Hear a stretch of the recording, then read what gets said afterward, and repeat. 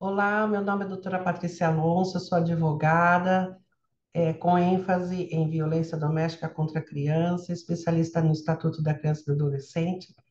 E nesta tarde eu gostaria de conversar com vocês a respeito de denúncias da ONG, de ONGs que estão ocorrendo hoje no Brasil, no Congresso Nacional. E algo me chamou muito a atenção quando falou-se na palavra ONG, que eu quero compartilhar com vocês esta tarde. Fique aí e você vai ficar surpreso com as coisas que eu vou te contar. Pois é, meu nome é doutora Patrícia Alonso e a primeira coisa que eu gostaria de estar passando para vocês é essa reportagem que me chamou a atenção. Pedidos de CPI para investigar ONGs na Amazônia chega a 38 assinaturas do Senado. CPI quer investigar a atuação de ONGs na Amazônia e suspeitas de negligência na área Yanomami. Olha só que interessante. ONGs sendo investigadas atualmente no Brasil pelo Congresso Nacional. Mas antes de nós irmos conversar sobre esse assunto, eu quero falar para vocês que todas as vezes que nós temos debate nas casas legislativas sobre a questão da lei da alienação parental, a outra parte, ou o outro lado que defende a lei da alienação parental, como uma forma de colocar as nossas falas em descrédito de todas as pessoas que se opõem a essa lei, eles sempre jogam a ideia de que quem quer essa lei são pessoas que foram condenadas no judiciário como alienadoras, ou que essas pessoas estão envolvidas em casos de violência doméstica contra a criança, que não querem que as crianças tenham convivência com seus pais. É sempre aqueles mimimi que nós já estamos acostumados a ver. Pois é, eu fiquei um dia desses pensando sobre isso e, de uma certa forma, eles têm razão. Todas as pessoas que se envolvem com o assunto de violência doméstica, todas elas, de uma forma ou de outra, passaram por essa experiência. E eu quero trazer como exemplo essa pessoa, a doutora Judith Reisman, a qual eu tive a honra de estar conversando com ela antes dela morrer. A doutora Judith Reisman, uma judia, cristã, americana, conservadora, e que, através dos seus estudos na área de pós-graduação, mestrado e doutorado, ela desmistificou os estudos de Alfred Kinsey, que foi o criador da ideologia de gênero, que é uma teoria, né, uma ideologia sem comprovação científica, uma pseudociência, e ela desmistificou na medida em que ela, a primeira pergunta que ela fez quando ela começou a fazer a sua tese de doutorado se Alfred Kinsey fala sobre sexologia da criança, como que ele chegou a essas conclusões da tabela 34 em diante? Porque na medida em que Alfred Kinsey estudava as pessoas, ia criando tabelas para mostrar quanto que as pessoas tinham de orgasmo. E a tabela 34 em diante diz respeito ao que ele falava, que as crianças tinham orgasmo. E aí, nessa pergunta que ela foi fazendo e investigando, ela chegou à conclusão que Alfred Kinsey baseava os seus estudos em falas de prostitutas e presidiários que tinham sido condenados por crimes contra a honra, ou seja, estupro, pedofilia e todos esses crimes que a gente diz que são crimes contra a honra, crimes sexuais, né, e assim por diante. Mas uma coisa que me chama a atenção quando eu vejo no Wikipédia a respeito da vida dela é aqui, olha, defendendo as crianças. Olha o que uma pessoa escreveu sobre ela. Escrevendo para o Alternet, o blogueiro Marques escreveu sobre como o abuso sexual da filha de Reisman colocou Reisman no caminho de pesquisar as atividades de Kinsey. Após a agressão sexual, o menino acusado e sua família fugiram do país, enquanto sua filha caiu em profunda depressão. 15 anos depois, a filha de Judith Reisman morreu de aneurisma cerebral, que Reisman suspeita estar ligado ao trauma que a criança sofreu de estupro de vulnerável na escola. Então, isso veio a mostrar que realmente todas as pessoas envolvidas nesses tipos de debate ou elas foram pessoas que são partes diretas, como mães, como eu, como Judite Reisman, e como tantas outras que nós conhecemos na militância, ou são pessoas que estão estritamente ligadas porque elas têm interesses econômicos, ideológicos, como advogados, psicólogos, assistentes sociais, juízes, desembargadores, ministros, né? Alguma coisa eles têm de interesse para defenderem essa lei. Então, não importa de que lado que estejam, importa que todos que falam sobre essa lei, seja pró ou contra, têm alguma participação, algum interesse em relação a isso. E aí a gente precisa, como se sentasse numa mesa escolhendo feijão, separar quais são os feijões bons dos feijões ruins, né? Então, essa é a nossa função já há 13 anos estudando sobre a lei da alienação parental. Mas vamos lá. Conforme a gente sabe, a lei da alienação parental foi promulgada em 26 de agosto de 2010, no Congresso Nacional, ainda no governo do Lula, né? Foi ele que sancionou. E a partir de agosto de 2010, muitas ONGs foram criadas para atendimento de crianças vítimas de vítimas de violência doméstica. Muitas associações de crianças para crianças foram criadas para atendimento de violência doméstica. Muitos escritórios de advocacias começaram a se interessar pelo assunto baseado na alienação parental, né? Escritórios de advocacias de pessoas importantes, porque na maioria dos escritórios que nós aqui em São Paulo começamos a pontuar, pegamos o mapa e começamos a ver os endereços desses escritórios que defendiam a alienação parental, grande parte deles estão na Avenida Paulista, Jardins, Santa Amaro, ou seja, bairros nobres, né, em que os agressores, né, aqueles que são denunciados com agressão de violência doméstica, são pessoas de classe média alta, né, e que nos causou bastante preocupação desde quando começamos a estudar o assunto. Mas, como Judite Reisman, eu também sou uma mãe que sofreu, né, violência doméstica contra a minha filha, e fui verificar por que que os processos que ocorriam conosco, né, estavam ocorrendo conosco até então, nós não tínhamos tanta informação como temos hoje, né? E aí fomos, através do nosso processo, fazer como se fosse um laboratório para podermos entender a dinâmica da justiça em relação a isso. Eu falo com a maior tranquilidade sobre o nosso processo, porque hoje a nossa criança já tem 18 anos e 7 meses. Então, a nossa criança já se transformou numa mulher, né? Linda, maravilhosa, preparada para a vida. Verdade que muitos traumas ainda marcam a vida dela, mas ela tem superado.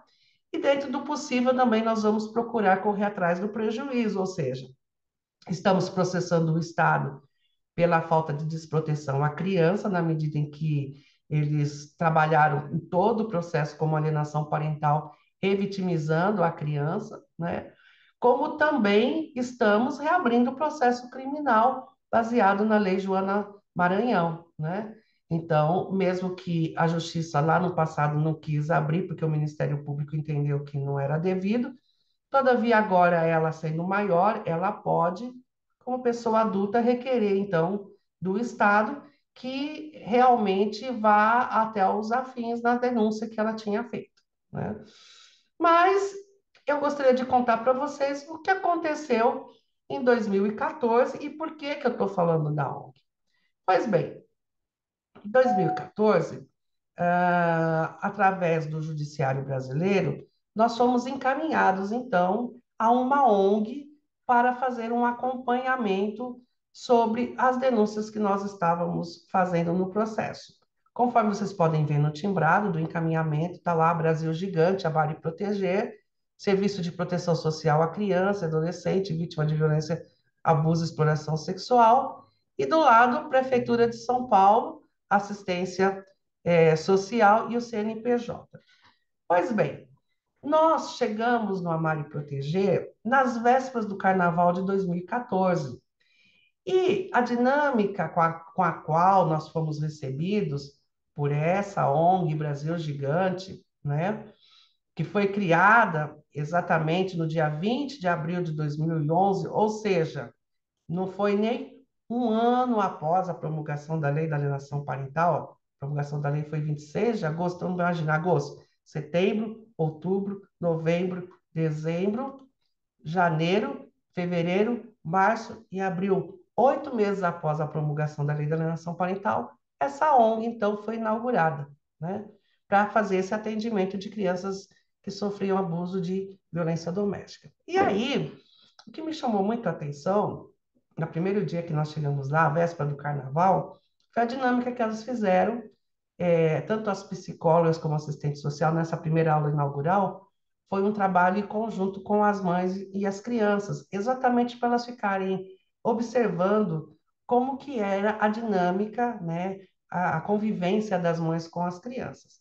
E todas nós tínhamos que fazer alguma coisa relacionada com o tema carnaval. Então, eu com a minha filha fizemos máscaras, né? E após todas fazermos aquilo que nós entendíamos que deveria ser feito, cada uma tinha que falar a dinâmica, na dinâmica de grupo, por que que nós fizemos aquele trabalho manual, né?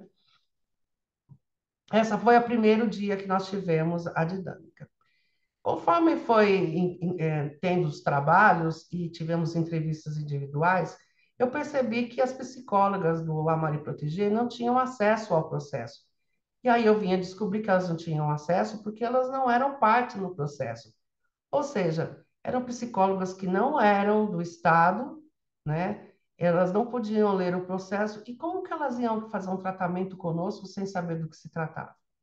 Como eu sou advogada e estava no processo também, advogando em causa própria, tomei então a iniciativa, já que o juiz tinha mandado nós passarmos com elas, tirei cópia de algumas partes do processo e entreguei para elas, porque como que elas vão fazer um tratamento sem saber o porquê que a justiça estava nos encaminhando, né? Então, se nós chegamos nas vésperas do carnaval, vocês podem ver que nós só tivemos alta em 1º de dezembro de 2014.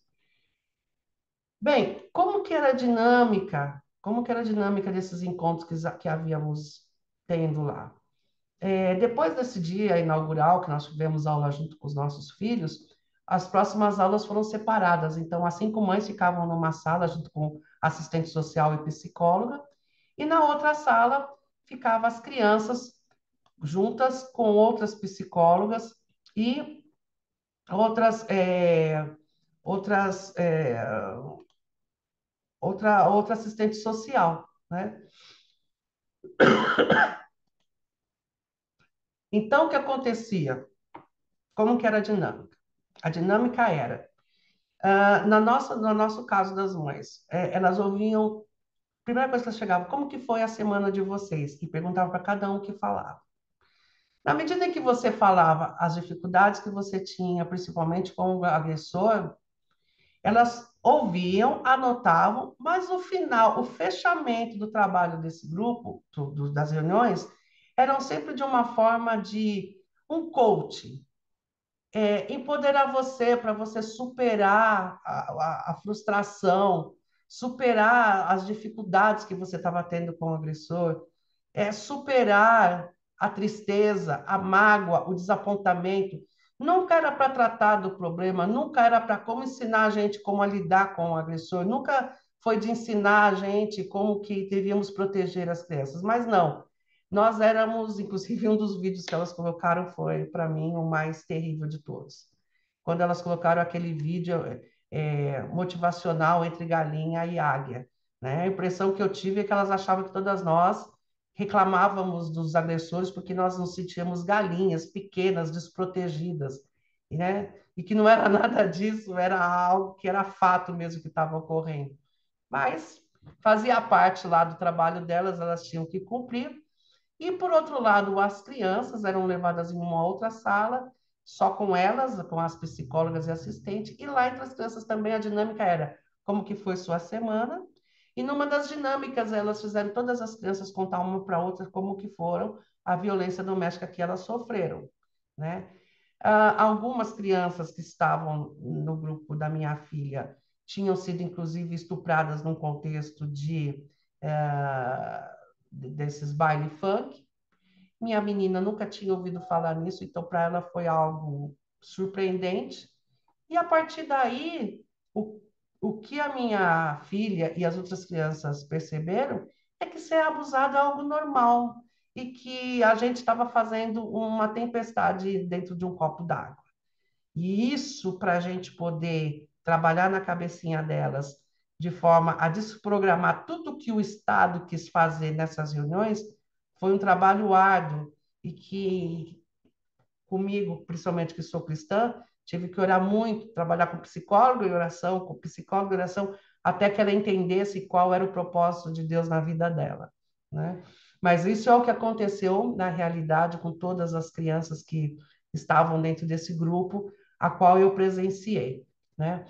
O que me fez assim me recordar e que eu conversava com meu pai, na época meu pai estava vivo, e nós criamos aqui no escritório um trabalho de que o nosso processo seria um laboratório, então eu ia para o trabalho que o Estado tinha proposto para nós como uma vítima, uma suposta vítima, um encaminhamento do judiciário, mas também como advogada eu estava bem antenada para ver. Então, a conclusão que chegamos, tanto eu quanto meu pai, foi o que nós tínhamos lido uma vez na década de 50, quando um pastor americano foi preso nos países socialistas e ele passou por uma lavagem cerebral onde ele tinha que ouvir 17 horas os policiais ou uma gravação falando que o comunismo era bom, o comunismo era bom, o comunismo era bom, o cristianismo é uma estupidez, o cristianismo é uma estupidez, desista.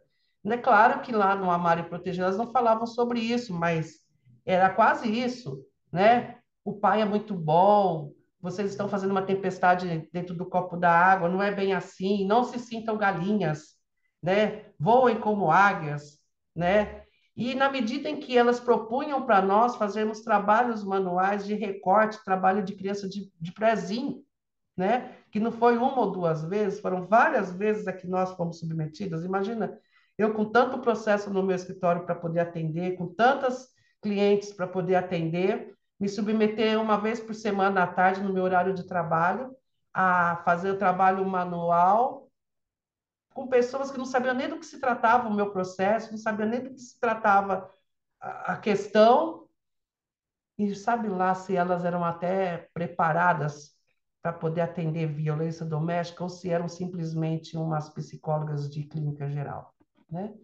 Então, nós entendemos aqui no escritório que a única forma de nós podermos reverter esse trabalho delas era não falarmos mais o que acontecia no processo, não reclamarmos mais de ninguém e falar que a vida era Alice no País das Maravilhas, que estava tudo bem, tudo maravilhoso, tudo ótimo, que a vida era maravilhosa, que Deus estava conosco e que Deus nos ajudava a superar todas as circunstâncias. E na medida em que eu comecei a colocar Deus no meio da coisa, aí a coisa ficou meio complicada para elas, porque como refutar que Deus faz tudo novo? Como refutar que Deus trabalha no coração da gente com o perdão? Porque se você perdoa, você não tem mais o que falar da pessoa. Se você perdoa, você passou uma borracha em cima, e aí elas perderam completamente o objetivo do trabalho delas, porque o trabalho delas envolvia a gente estar com rancor, com a gente estar com raiva, com a gente estar deprimida.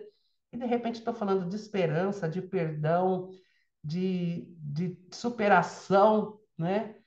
Aí foi que então, em outubro, elas me chamam e falam: Olha, quero falar para você, Patrícia, que você e a sua menina, depois de uma reunião que nós tivemos, vocês estão de alta. Eu falei: Mas como assim? Agora que eu estou gostando das meninas, que a gente está se apegando, porque até então eu comecei a perceber que o problema das outras mães não era tão difícil para se resolver e que não era caso de psicólogo, era caso de processos que precisavam andar.